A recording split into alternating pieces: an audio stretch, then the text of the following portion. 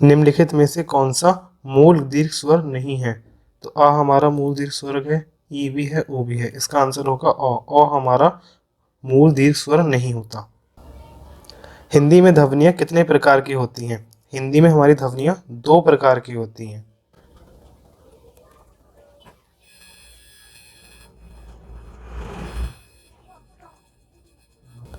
पहली होती है हमारी आकृत और दूसरी होती है गृहित। थर्ड क्वेश्चन, मात्रा के आधार पर स्वर कितने प्रकार के होते हैं? मात्रा के आधार पर स्वर हमारे 2 प्रकार के होते हैं।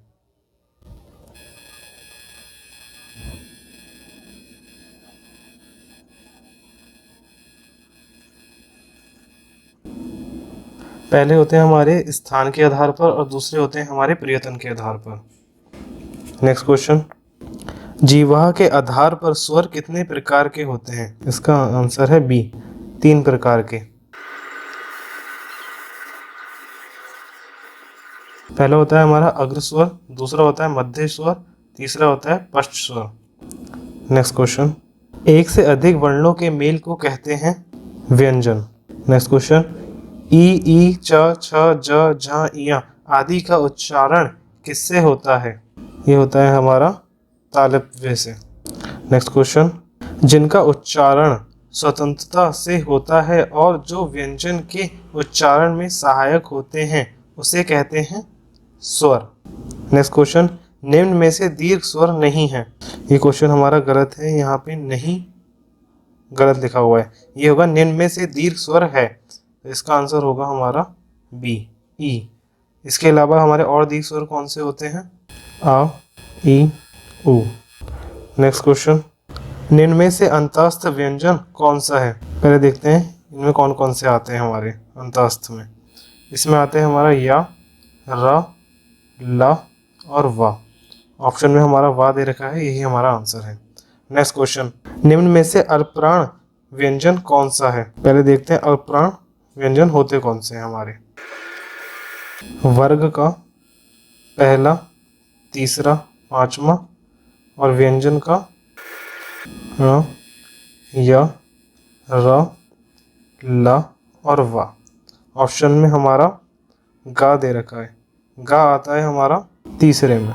नेक्स्ट क्वेश्चन, निम्न में से घोष वर्ण कौन सा है? पहले हम देखते हैं घोष वर्ण हमारे कौन कौन से होते हैं। ये होते हैं हमारे वर्ग का तीसरा, चौथा और पांचवा और व्यंजन में य, र, ल, व और हा।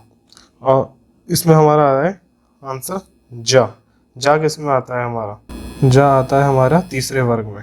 नेक्स्ट क्वेश्चन, निम्न में से ओष्ठ्य वर्ण कौन सा है? इसका आंसर है डी, ओ। काकल्य वर्ण कौन सा है? हा। नेक्स्ट क्वेश्चन, या का उच्चारण स्थान है तालु। नेक्स्ट क्वेश्चन, रा का विवरण है। इसका आंसर होगा हमारा ए। रा हमारा वात्सल्य है, लुठित है, सघोष भी है, अल्पप्राण व्यंजन भी है। नेक्स्ट क्वेश्चन, अंतस्थ और ऊष्म वर्ण कितने हैं? तो पहले देखते हैं ऊष्म वर्ण कितने होते हैं हमारे। ऊष्म में आते हैं हमारे श, श, स और हा। उसके बाद अंतस्थ में आते हैं हमारे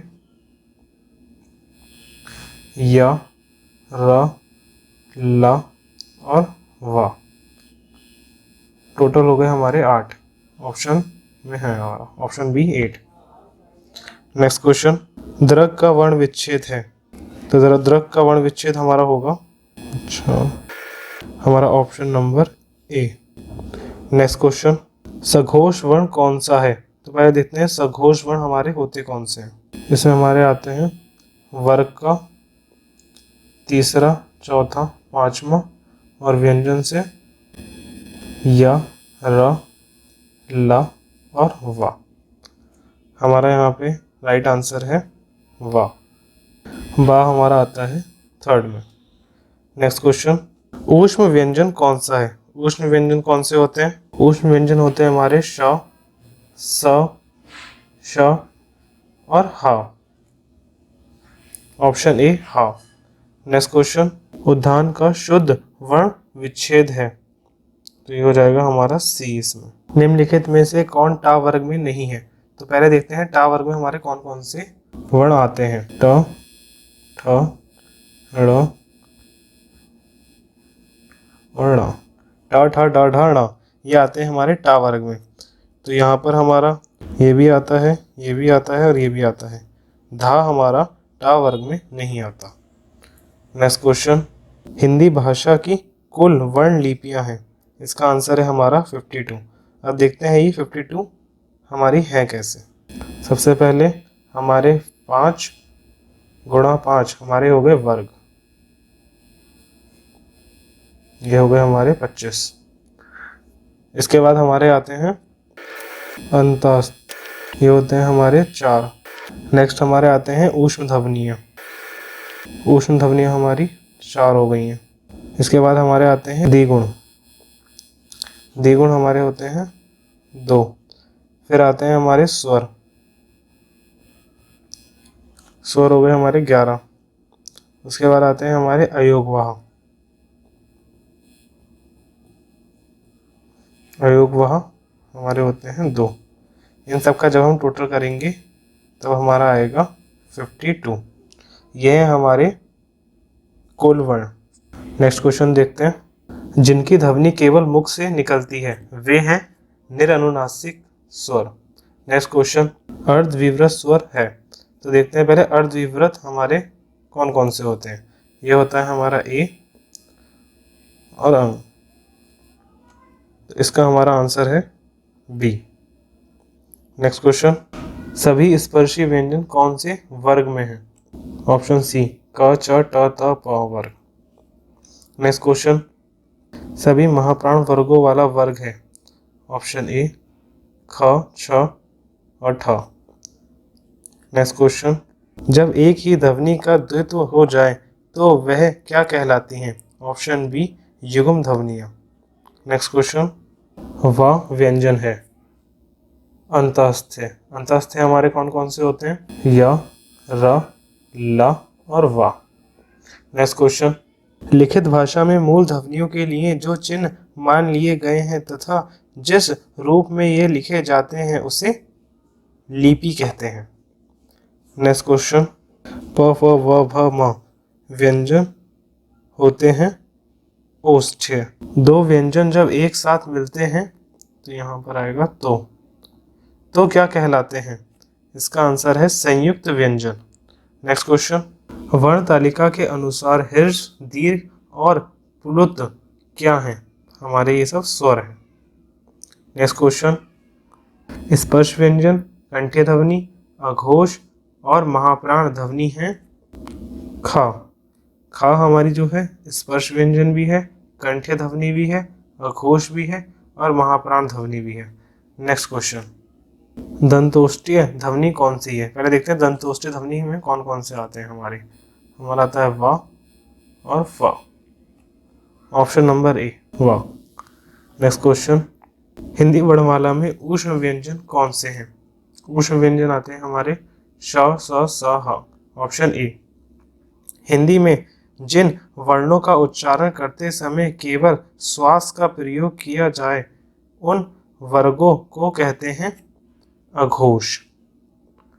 नेक्स्ट क्वेश्चन, या, रा, ला, व व्यंजनों को कहते हैं अंतस्थ व्यंजन। नेक्स्ट क्वेश्चन, निम्नलिखित में से पार्श्विक ध्वनि कौन सी है? ऑप्शन बी ला।